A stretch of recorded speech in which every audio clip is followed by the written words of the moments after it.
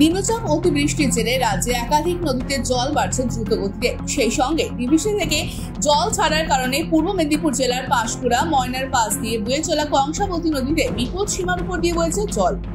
নদী তীরবর্তী গ্রামগুলির মানুষজনদের মধ্যে আতঙ্ক বাড়ছে। গতকালই সেচ দপ্তরের আধিকারিকরা বৈঠক করেন আর কংসাবতী নদীর তীরবর্তী এলাকা পরিদর্শন করেন। গত কয়েকদিন আগে জলের তোড়ে ভেঙে যায় পাঁশকুড়ার দোমঘাটের বাঁশের সেতু। সেই এলাকায় নৌকার মাধ্যমে পারাপারের কাজ চলছিল। নদীতে জল বিপদসীমার উপর দিয়ে বইতে শুরু করায় নিরাপত্তার জন্য নৌকা চলাচল বন্ধ করে দেওয়া হয়। কিছু কিছু এলাকায় বেশ কয়েকটি বাড়ি ফের গেছে নদীর গ্রাসে। তবে প্রশাসনিক দিক থেকে সব রকম প্রস্তুতি নেওয়া হয়েছে বলে জানিয়েছেন পাঁশকুড়া পঞ্চায়েত সমিতির সহ সভাপতি। মূলত কয়েকদিনের নিম্নচাপের লাগাতার বৃষ্টির সঙ্গে পার্শ্ববর্তী রাজ্যগুলোতে বৃষ্টির ফলে ডিভিসির ছাড়া জলে জেলার নানা প্রান্তে নদীগুলোতে জলস্তর দ্রুত বৃদ্ধি পাচ্ছে। বিপদ সীমায় রয়েছে পাঁশকুড়ার কংসাবতী নদী। আজ সকাল থেকে অন্যান্য দিনের মতো দ্রুততার সঙ্গে চলছে মাটির বস্তা দিয়ে বাঁধ নির্মাণের কাজ।